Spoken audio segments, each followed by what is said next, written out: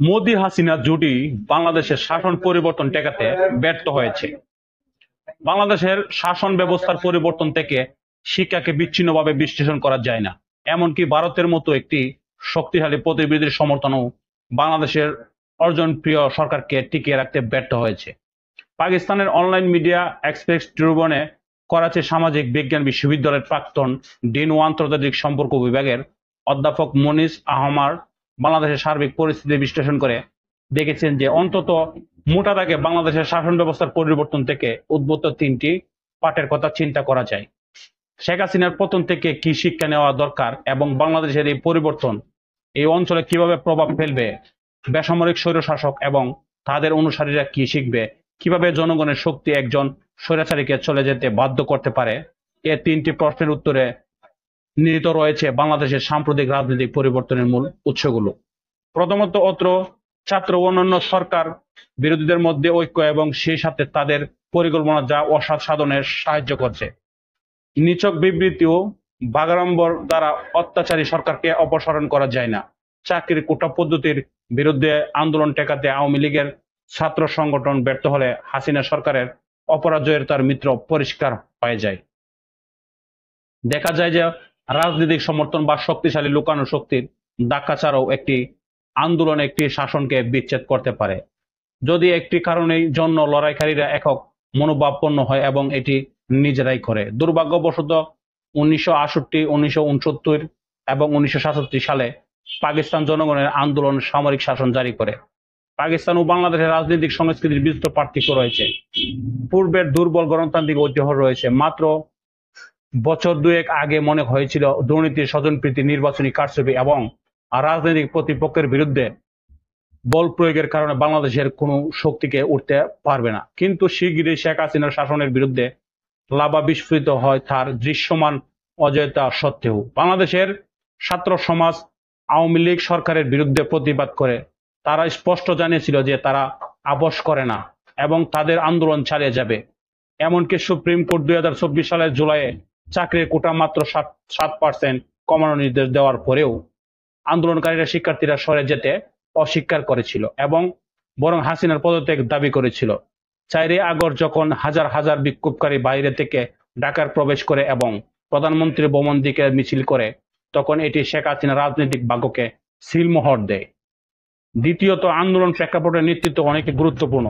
পাকিস্তানে যারা বিরোধী দলে থাকার দাবি করে তাদের বেশিরভাগই মূল ঠেক বহন করে।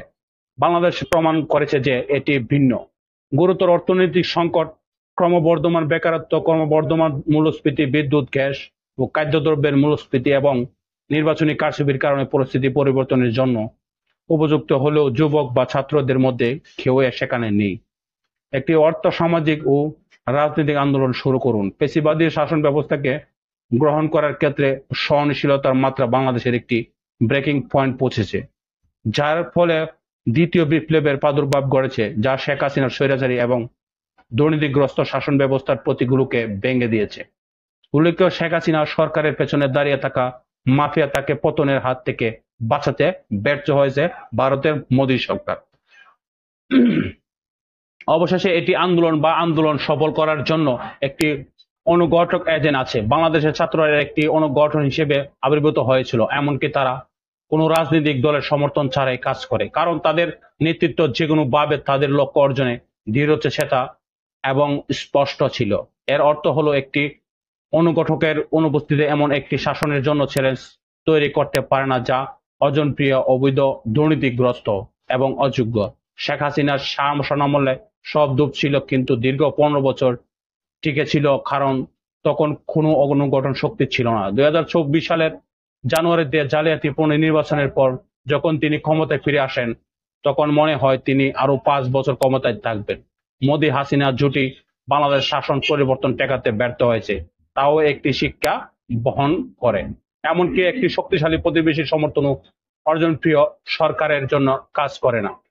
বাংলাদেশের ছাত্রদের আন্দোলন এমন এক পরিস্থিতি তৈরি করা যায়, পরিণতি স্বৈরশাসকের অবসান, যা 1 বছর আগেও কল্পনা করা যেত না।